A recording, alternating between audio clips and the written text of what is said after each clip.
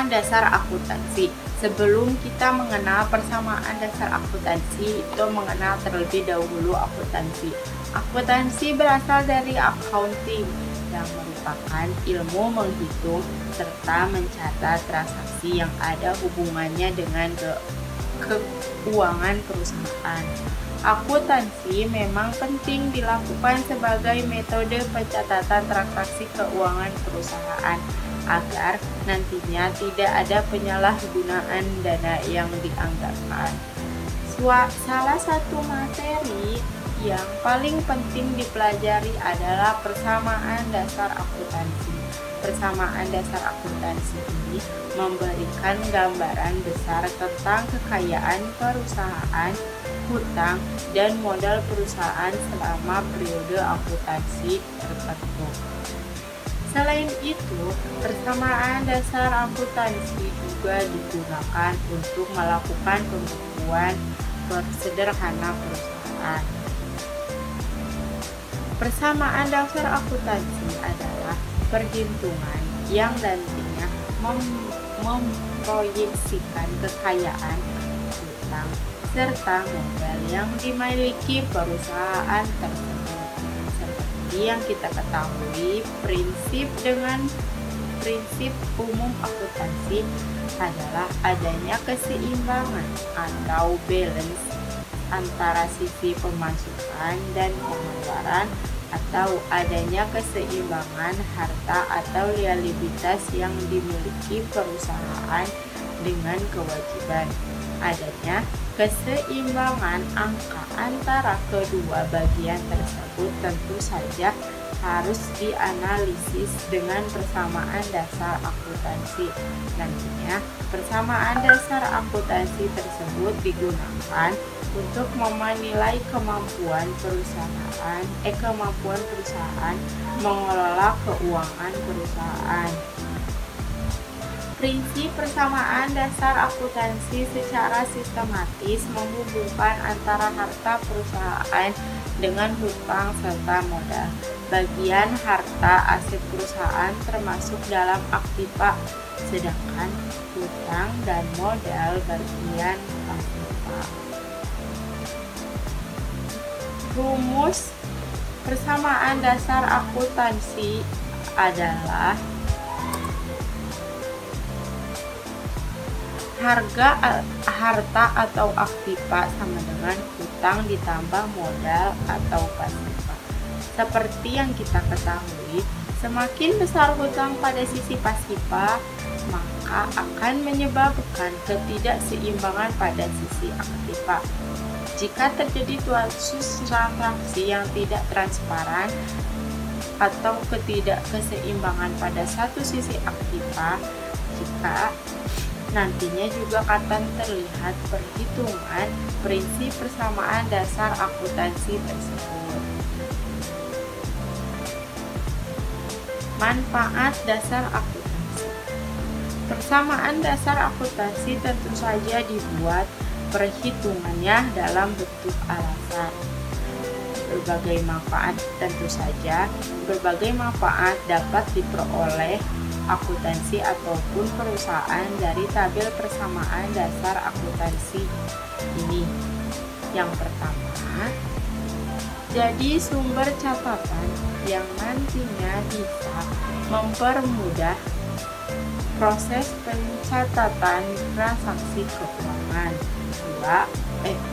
Persamaan dasar akuntansi memuat informasi mendasar terkait transaksi keuangan yang masuk maupun keluar dari rekening perusahaan, sehingga nantinya memudahkan proses pembuatan laporan keuangan.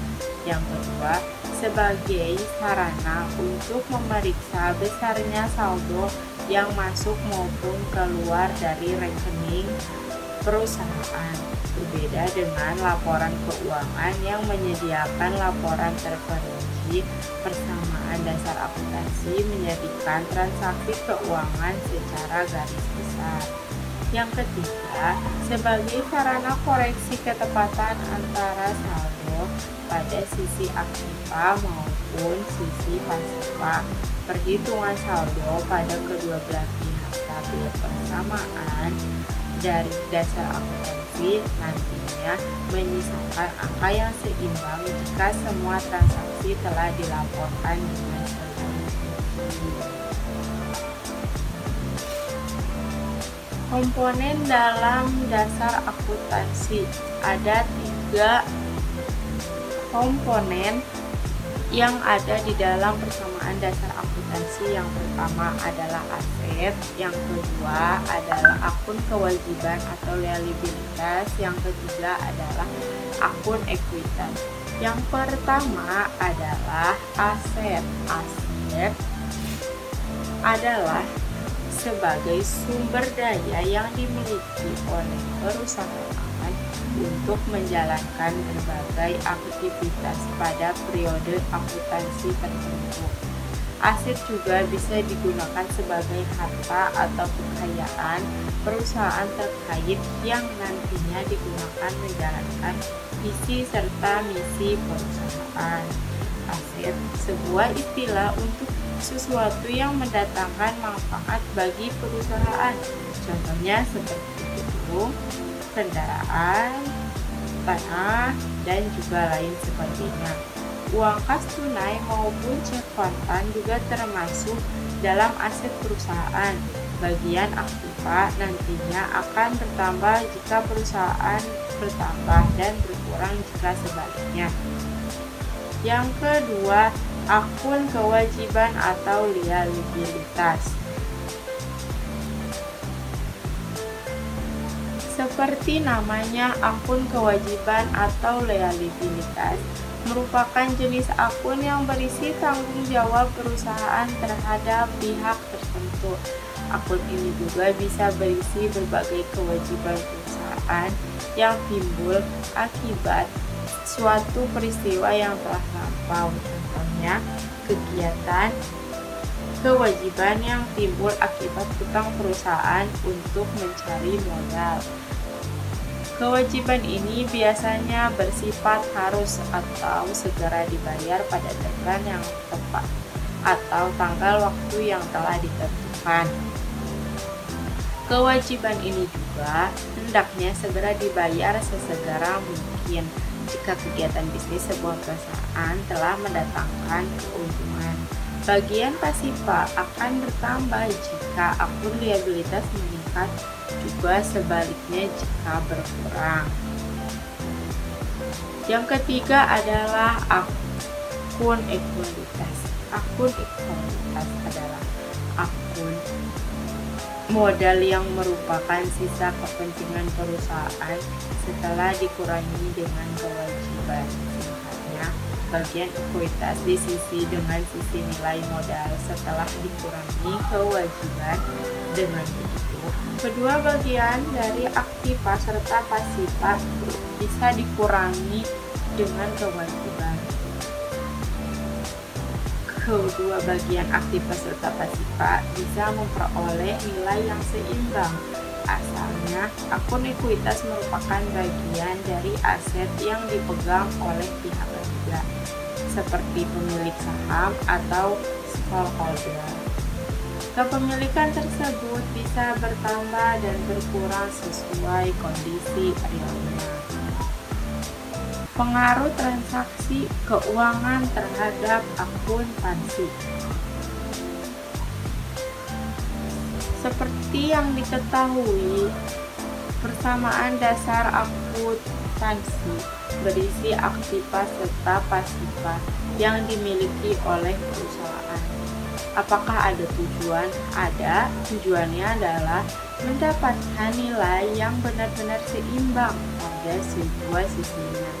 Lalu, apa pengaruh transaksi keuangan terhadap persamaan dasar akuntansi? Yang pertama, mempengaruhi bagian aktiva juga pasifa. Dua, menambah mengurangi salah satu sisi. Yang ketiga ialah penambahan pada suatu sisi. pada tanggal 1 Januari 2020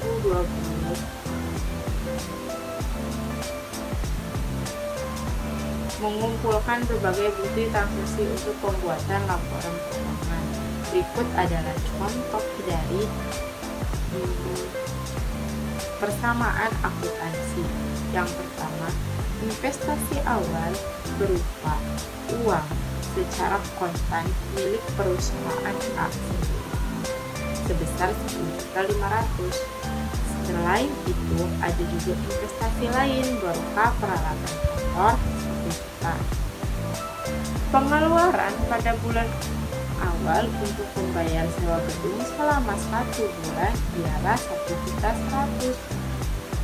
Yang ketiga, membeli peralatan dengan cara kredit seharga 900 dan peralatan seharga 1.500.000.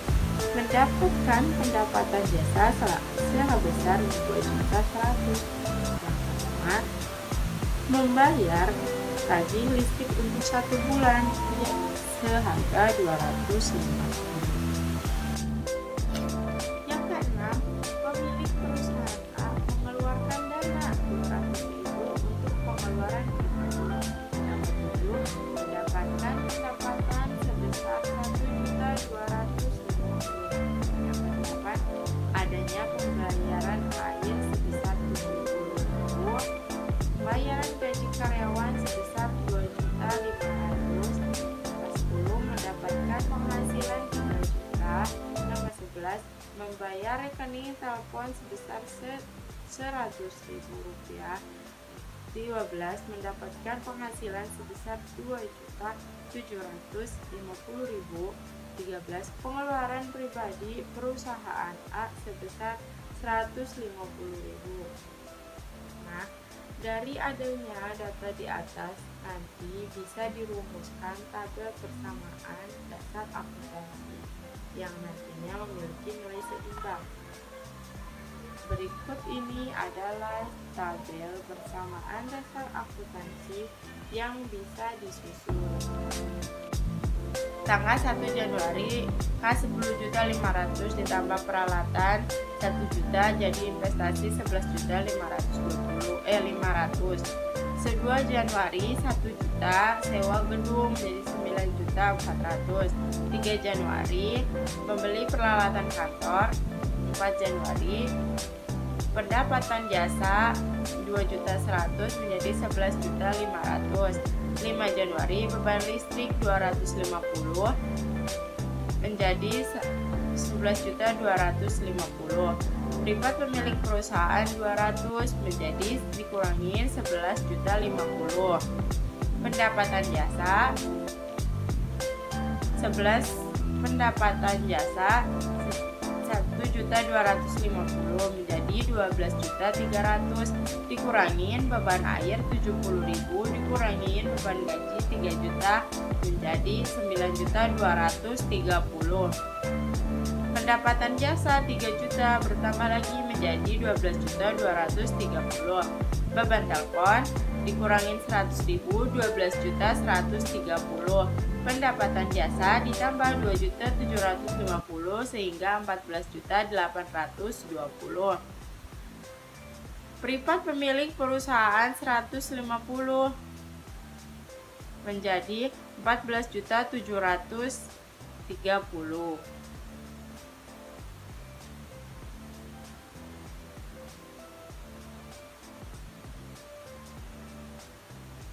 Jika dijumlahin semuanya menjadi 17.630.000. Siklus akuntansi. Pengertian siklus akuntansi adalah serangkaian proses dalam menyusun laporan finansial keuangan perusahaan yang dapat diterima dan dipertanggungjawabkan. Yang pertama, analisis transaksi akuntansi. Tahapan pertama yang dilakukan dalam siklus akuntansi adalah analisis transaksi. Artinya, mencari informasi terkait apa saja transaksi yang telah terjadi dalam satu periode.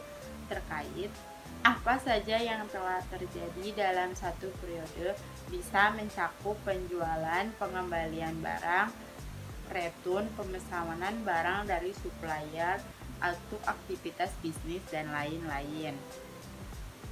Yang kedua, pembuatan jurnal pencatatan dalam jurnal. Setelah melakukan analisis transaksi, maka poin berikutnya adalah mencatat di dalam sebuah jurnal. Pencatatannya didasarkan pada dokumen resmi berupa faktur pembelian atau penjualan yang diterima sebagai tanda bukti yang sah. Maksud jurnal dalam istilah akuntansi merujuk ke sebuah catatan yang di dalamnya memuat transaksi.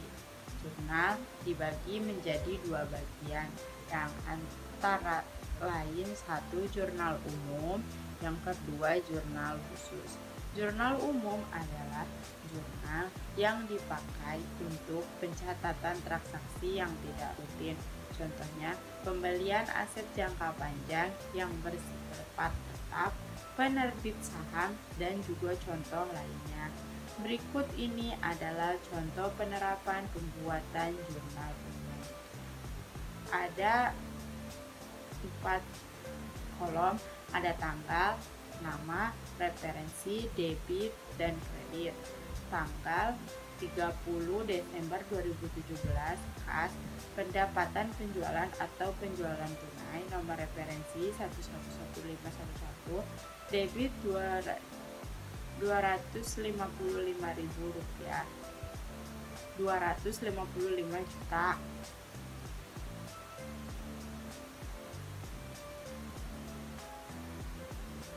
Jurnal umum setidaknya ada 4 bagian kolom, dimulai dengan tanggal transaksi, deskripsi transaksi debit, 3 deskripsi transaksi kredit, juga keterangan. Yang kedua, jurnal khusus. Jurnal khusus adalah jurnal yang digunakan pencatatan transaksi rutin. Contohnya adalah transaksi yang terjadi pada perusahaan dagang, seperti penjualan kredit, pembelian atau debit, pengeluaran, penerimaan, dan pengeluaran kas. Pada prakteknya, jurnal khusus ini dibuat dengan membagikannya dengan 4 jurnal, yaitu jurnal pembelian, jurnal penjualan, jurnal penerimaan kas, dan yang terakhir jurnal pengeluaran kas. 3. Pemindahan catatan posting ke buku besar. Tahapan berikutnya siklus akuntansi adalah pemindahan catatan pembukuan dari jurnal ke buku besar. Apa itu buku besar?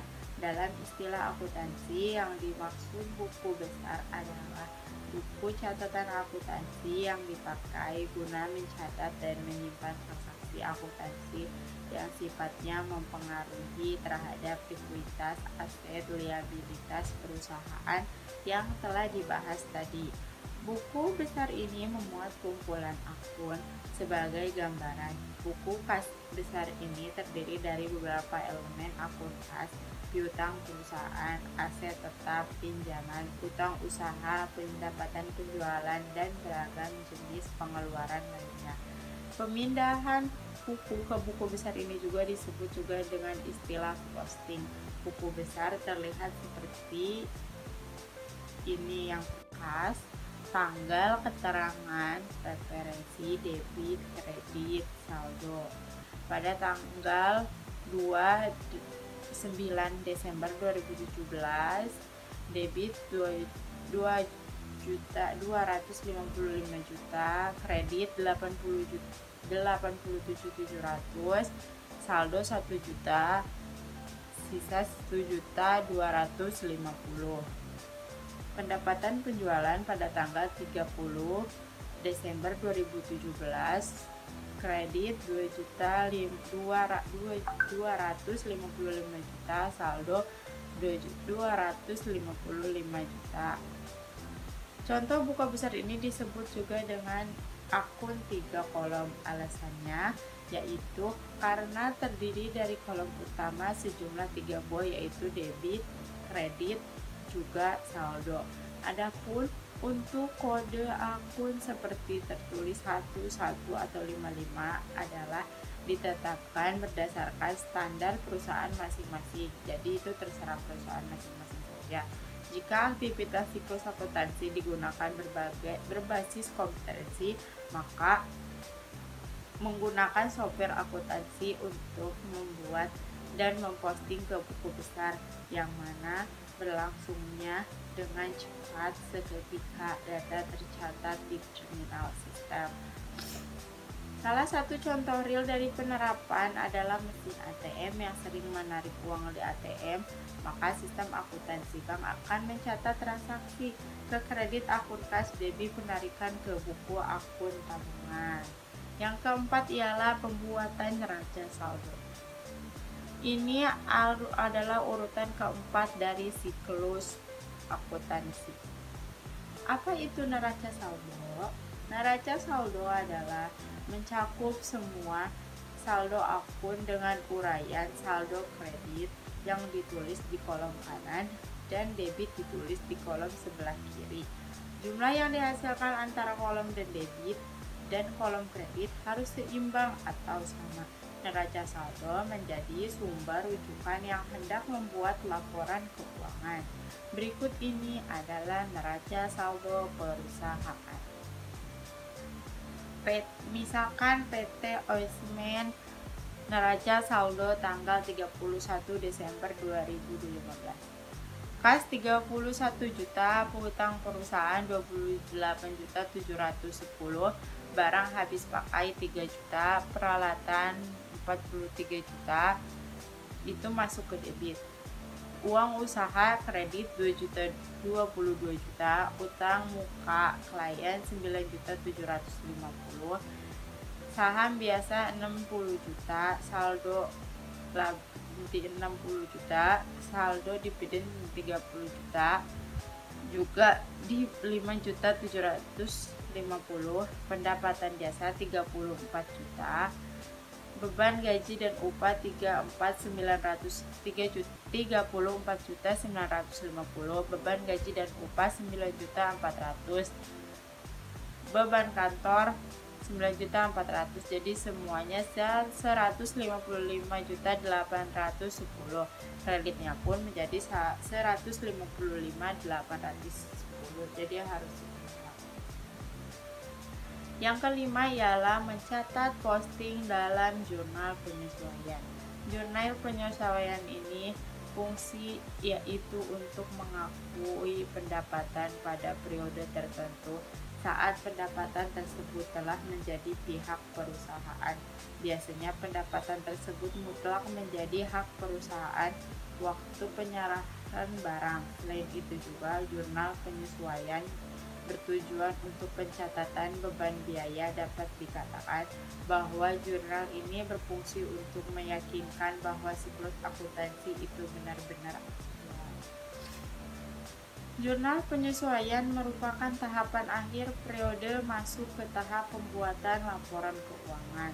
Berikut adalah jurnal jenis penyesuaian.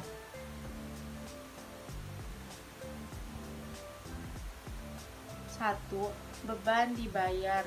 Sudah dibayar secara tunai namun belum dipakai sepenuhnya. Contohnya, beban asuransi, sewa iklan. Jadi perusahaan akan mendapatkan beban yang telah dibayarkan tersebut seiring berjalannya waktu. 2. Beban yang masih harus dibayar. Sudah terjadi transaksi namun belum dibayar. Contohnya adalah beban bunga pinjaman. Yang ketiga, pendapatan diterima di depan muka merupakan bentuk kebaikan dari poin nomor 1. Contohnya ada poin nomor 1 itu beban dibayar di muka, merupakan bentuk kebalikan dari poin nomor 1 adalah pada perusahaan jasa iklan, biaya iklan yang telah dibayarkan pengguna menggunakan pendapatan diterima di muka bagi perusahaan penyedia jasa iklan tersebut. Yang keempat, pendapatan yang masih akan diterima. Kebalikan dari poin nomor 2, beban masih harus dibayar. Contohnya adalah pendapatan bunga yang merupakan bank yang dibayarkan nasabah tiap akhir produksi. 6. Menyusun neraca saldo setelah penyesuaian. Neraca saldo setelah penyesuaian ini adalah untuk memastikan sama tidaknya jumlah debit dan saldo kredit. Neraca saldo penyesuaian bisa dibilang merupakan rujukan utama dalam menyusun keuangan. Format penulisannya sama saja dengan neraca saldo yang sudah dicontohkan di atas tadi. Yang ketujuh adalah membuat laporan keuangan. Ini tahap terpenting dalam perputaran siklus akuntansi. Seorang akuntan sangat mungkin membuat variasi laporan keuangan merujuk pada bukti transaksi yang ada, tanpa harus melewati siklus akuntansi yang dijelaskan di atas. Adapun laporan keuangan akuntansi ini sendiri memuat beberapa poin, yakni neraca saldo yang merupakan laporan keuangan menyatakan posisi keuangan perusahaan. 2. Laporan laba rugi. 3. Perubahan modal atau ekuitas. 4. Laporan arus kas. 5. Penjelasan rinci tentang pos-pos atau bagian dari keempat jenis tersebut. Yang kedelapan adalah melakukan pencatatan di pos dan posting jurnal penutup. Sejalan dengan namanya, pengertian jurnal penutup adalah jurnal yang paling akhir disusun dalam siklus akuntansi. Fungsinya membuat saldo akun nominal yang meliputi penghasilan, beban, juga dividen itu menjadi 0, sehingga periode berikutnya semua nominal dimulai kembali menjadi 0. Adapun di bawah ini merupakan salah satu contoh jurnal penutup sebuah perusahaan pedagang. Pada tanggal 31 Desember, pendapatan penjualan 240, ihtisar laba rugi 240, ihtisar laba rugi 225.000, retun pengurangan harga jual 6.000, potongan penjualan 4.000, beban pokok penjualan 158.000, gaji dan upah 32.000, beban pengiriman penjualan 3.500, beban iklan 8.000, beban utilitas 8.500, beban penyusutan 4.000, beban asuransi 1.000, ihtisar laba rugi 15.000. 240 dikurangin 225 hasilnya 15.000, saldo laba rugi 7.500. Nah, yang kesembilan ialah membuat neraca saldo setelah penutupan. Tahapan terakhir pada siklus akuntansi adalah menyusun saldo setelah semua isi jurnal penutup diposting di buku besar. Semua akun nominal telah ditutup, sehingga neraca saldo yang setelah penutupan hanyalah akun real. Bahwasanya proses belajar akuntansi khususnya terkait siklus juga persamaan akuntansi nyatanya mutlak diperlukan dan diketahui khususnya oleh pelaku usaha. Tujuannya tidak lain guna menciptakan perputaran keuangan yang sehat, tercatat, rapi, dan juga dapat dipertanggungjawabkan. Nah, itulah mungkin penjelasan umum mengenai siklus akuntansi dan tahapan-tahapannya secara menyeluruh. Persamaan akuntansi dan siklus akuntansi dalam penjelasan di atas lebih merujuk ke proses akuntansi secara manual, namun dapat pula diterapkan pada sistem akuntansi yang berbasis komputerisasi. Dan sekali lagi, sistem persamaan dan siklus di atas bisa diterapkan dalam berbagai macam perusahaan, baik itu manufaktur, dagang, juga jasa.